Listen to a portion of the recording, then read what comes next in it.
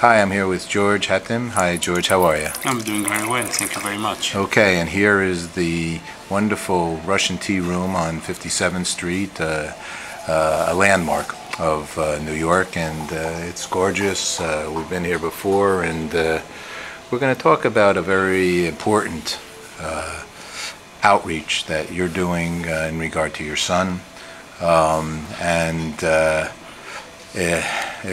it's going to show a lot of love. So tell us a little bit about this.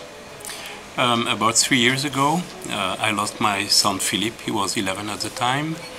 As a father, of course, we are all subjective and talking about our children, but I have to admit that objectively Philippe was an extraordinary human being. Normally as fathers we would like to teach to our children, but in the case of Philippe I learned everything from him, and I don't stop learning. Philippe had the chance to travel the world, and he was extremely compassionate, so he would naturally go to those who, especially children who are or were underprivileged, and naturally would try to connect with them even with the barrier of language. But in the end, he was able to communicate, show love, and more importantly, give whatever he had to these children. And we wanted to maintain his spirit alive. Okay. So, unfortunately, though, something happened in a way that was very, I guess, unique in the sense of passing, would you say? Yes. I mean, it was at a wedding. During a mass. It was in open air, beautiful nature, a sacred place under the convent of a saint. Philippe was sitting on a rock and watching what was going on, and at some point he wanted to come down from the rock, and as he was doing that, the rock rolled over him, and unfortunately that was it.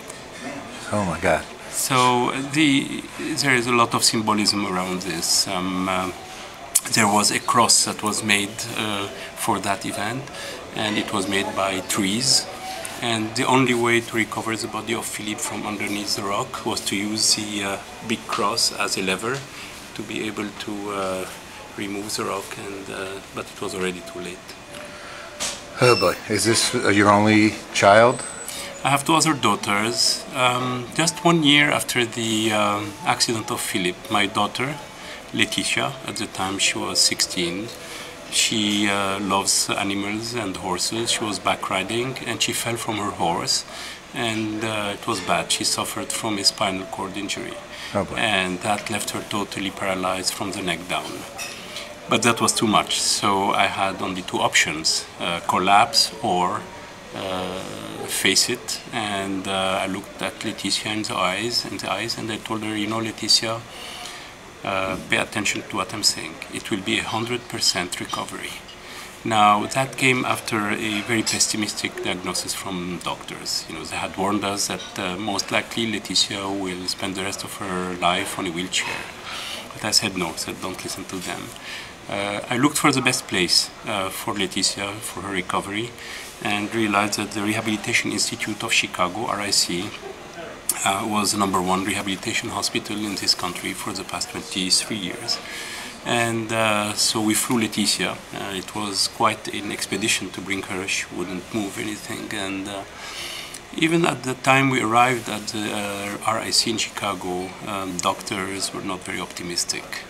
But I said to Laetitia, don't listen to them. Trust me, and we'll work on it, and we'll do everything we can. Laetitia has a beautiful spirit, very positive, and her smile never left her face. That was 2 years ago, and I'm very happy to say that Laetitia today walks, runs, dances, drives her car. And so I think she has been also a source of inspiration for the whole RIC team, researchers, doctors, therapists, and her smile made them give their very best. And thanks to that, today Laetitia has recovered. I say 95%, but we'll keep our promise of 100%. They still say it's impossible, but we're still not listening to them, and we will show them that nothing is impossible if you believe in it. I love that. That's very, very so, and it's a much more pleasant thought than not believing in it. You need that to go to the next day, every day. I think events happen. I think events are what they are. I believe they have a good reason for happening, but that's a different story. But they happen. They are what they are. Now, I think it's totally up to you to do with them what you decide to do of them. So in a way, you create your own reality. You look at these events and you say, okay, what am I going to do with that? So it's in your mind, and depending on what mind frame you are in, and depending on whether you want to be positive about it or not, would depend your whole reality. So the two dramas I lived through, I mean, the loss of my son, Philippe, I learned to make the difference between missing and suffering. I miss him tremendously, but I don't suffer, because through the work of the foundation we made to perpetuate his beautiful, compassionate spirit, he has never been as alive as he is now. And with Letitia's accident, well, what she did for the foundation, she sent a letter to the board of directors, and she said, what if Dad didn't have the energy, the resources to bring me to Chicago? I would have most likely stayed on a wheelchair for the rest of my life. What happened to those children who cannot afford that or do not have that opportunity? So we took that very seriously at the Philippe Hatem Foundation for a Happy Childhood, and we decided to create a rehabilitation center, at least one in each continent. And we started in our home base in Lebanon with the support, wonderful support from the Rehab Institute of Chicago in terms of training our therapists, in terms of selecting the state-of-the-art equipment, designing the space. And today we have what we believe one of the best rehab centers maybe in the Middle East. More importantly, again, at the request of Letitia, we created a fund so that every single child in Lebanon, and we have, of course, Lebanese victims, and as well as of accidents and otherwise, and refugees from Syria, from Palestine. Any child in Lebanon who is in need of rehabilitation and cannot afford it, we pay for their rehab care. So that fund was created about 2 months ago, and as we speak, we have about 20 children who are benefiting from it.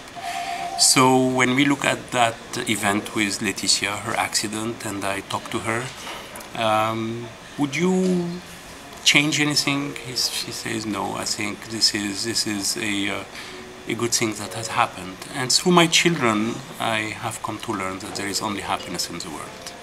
Do you consider yourself a religious person, a spiritual person, Very spiritual, no doubt. I think to move forward, you need to accept. And in order to accept, you need to understand. And you cannot understand just by being very materialistic.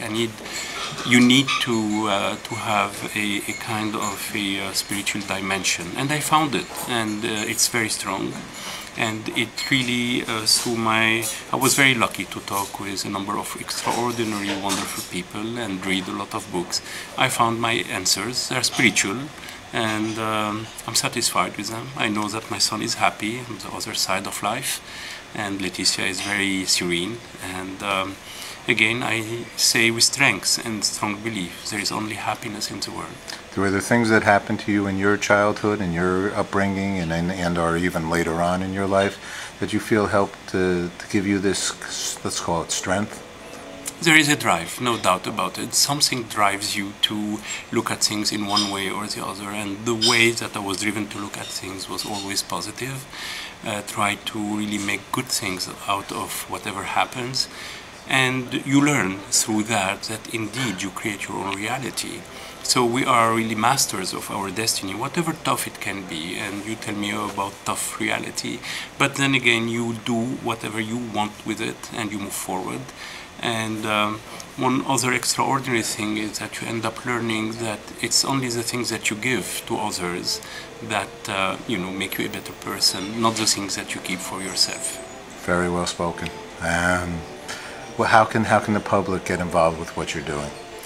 The Philippe Worldwide. The Philippe Hatem Foundation for a Happy Childhood is the source or the initiation of something extraordinary that is already taking place and becoming a reality, which we are referring to as the Happy Childhood Global Network. The Happy Childhood Global Network is made of hubs of foundations around the world. We are already incorporated in, of course, Lebanon for the Middle East, but also in Tanzania to cover the African market. We are incorporated in the state of Illinois for North America. More to come, and we're going to establish a foundation in South America and Asia, even though we are already very active there, helping underprivileged children in Santiago, Chile, and street children, abandoned children in India, helping hundreds and thousands of children. We work with local organizations whom we believe have an impact, and they know their communities and the specific needs, and we help them by doing better and doing more. Better by giving them financial resources, and more by transferring know-how to them through the knowledge that we have, or through maybe in some cases knowledge partners who through the network diffuse their knowledge to these local organizations. So instead of working with 100 children, we're working with 100 organizations that impact maybe thousands and tens of thousands of children's lives. Fantastic. The website is? Yes, is forahappychildhood.org. People are welcome to join that wonderful project. We're extremely ambitious. We know that the world, and I travel the world, and I see the misery and the poverty, and the best way to move forward is to invest in our children. They are our future. And I say to anybody who has resources, it's not by giving millions of dollars to our children that we're securing their future. Much more, it's by providing them with a secure world. And the secure world can only be by investing in the children of today. This is a much better bet for the future of our own children. And we do that one smile at a time. This is our motto. Having lost the smile of my son Philippe, I know that if we put the smile on the face of a single child, we change the whole world. So we move forward, as I said earlier, one smile at a time. Beautiful. What's good news for you? In a personal way or business, and any sense of your life, what's good news? There are only good news. The world is beautiful. In everything there are good news. It's up to you to uncover it and to see it. Beautiful. Thanks so much for sharing good news with us. You're welcome.